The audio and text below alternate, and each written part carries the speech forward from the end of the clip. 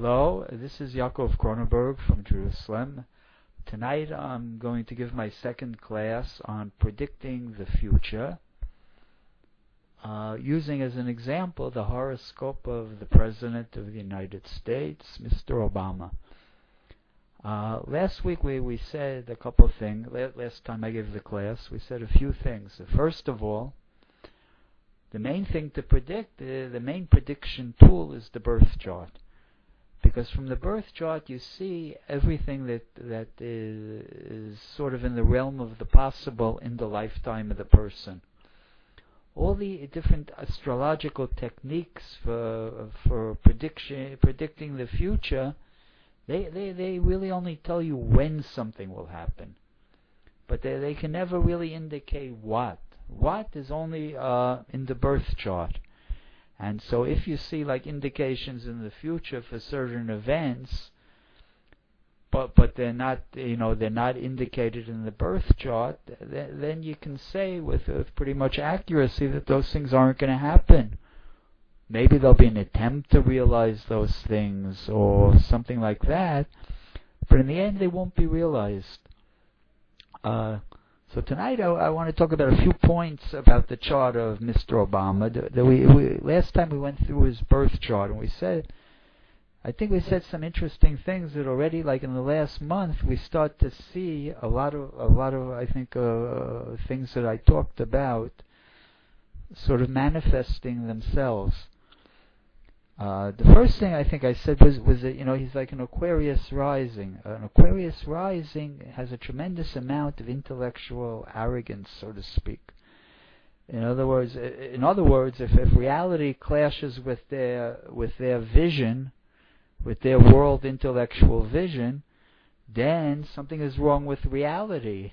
It's not that something maybe is wrong with their cognitive thinking. At least something is wrong with reality that it doesn't sort of agree with their way of thinking. And but the part that really I want to talk about more about the Aquarius rising, is also the fact that I think that we also mentioned the Aquarius rising doesn't really hold a great deal on the idea of experience, because they're such, intellectually powerful that they think that, they can, take care of reality and rule over reality by their thoughts, and they don't really, they think they can figure out everything out through some kind of intellectual process, and so they don't really hold a great deal on the idea of experience. You have to know in astrology, every house, the house that precedes it, is the enemy of the house that comes after it. In other words, in astrology, the 12th house is the house of enemies, right? And the first house is the person himself, right? So if you take a chart that has, Aquarius on the ascendant, the house on the secret enemies of the person is going to be a Capricorn. And what's a Capricorn? Capricorn is a person who wants experience, who learns through experience. The Capricorn doesn't learn through intellectualization. He learns, with his hands on. And so now we're seeing really the enemy of Obama take over now. Obama has his ruling planet in the 12th house, Saturn. Right? He's got Saturn there in Capricorn. It's much, much too heavy. You don't like... Even though Saturn is honoring Capricorn, usually you like a planet in honor. But this guy's he's got a really powerful Saturn there. Saturn in Capricorn. It's like a double Saturn. A lot of sorrow, sorrow and misfortune in his life. I think he had a difficult childhood, the man, And I think he's got a lot of difficulties still ahead of the way, Most of his life is, I think it's all built around dealing with his enemies, secret enemies and real enemies, and we talked about it last time that the ruler of his chart is in the 12th house of secret enemies, and the ruler of his profession is in the house of death, and his other ruler of the ascendant Uranus is in the house of open enemies, And he's got his sun in the house of open enemies, and Pluto in the house of open enemies, and Jupiter in the house of secret enemies. He sees that his whole life is fighting his enemies, or trying to make peace with his enemies.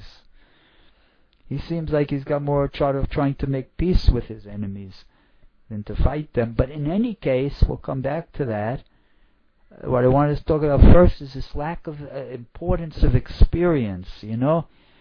He's a man who has really got to be president. You know, only his intellectual arrogance got him to be president. A normal person, let's not use the word normal, but, you know, like most people that, you know, with his life experience, they would not have ran for president of the United States. What qualifications does the man have to be president of the United States? Has he ever run anything? Has he ever been in charge of anything? Has he ever had to direct something, to lead something, to deal with a crisis that he was responsible for? The answer is emphatically no. What did he do in his life? He went to school, he got a good education, then he became a community organizer, whatever that is, and then he became a professor. He was a professor. And I guess on and on, maybe he did the two things at the same time. And then he became a senator, which was basically just a launching block for his presidential aspirations. He was a senator for about a year, and a senator also is not a leader. A senator is a legislator. He's one of 100 people who make laws that has to work together with another 99 people. He's not a leader. You know, and it's not only him, but if you look at his whole office, there's no leaders there. There's all legislators, you know. The vice president was never a leader. He was a legislator, a senator. The head of his office, Manuel, he's also not a leader. He was a congressman. These are legislators. They don't know how to deal with reality. They don't know how to take charge. They don't know how to run things. It's a big, big difference. A governor, for example. A governor is a person who leads. He's the head of a state. He has to run the state. If there's a crisis in the state, he has to come on and take charge. He has to lead. And Mr. Obama, whatever his qualifications are, you know, he's got a good mind, I assume, and he's got charisma, and he's got a lot of stuff. But he's no leader. We don't see any leadership in him. And now it's starting. I think this is what I emphasized, you know, my last class about him, is that you don't just see this leadership in him. You know, he's not an easy chart, this man. And you don't see the leadership ability. And it all came out now in the crisis with the British. With the oil spill off the coast in the Gulf of Mexico. You see that he just from day one, he does not know what to do. You know, he doesn't know how to, he really doesn't know what's going on. In the first days he was saying there's 1,000 gallons leak, 1,000 barrels leaking. 2 months later now there's 60,000 barrels leaking. How come he didn't get the right information?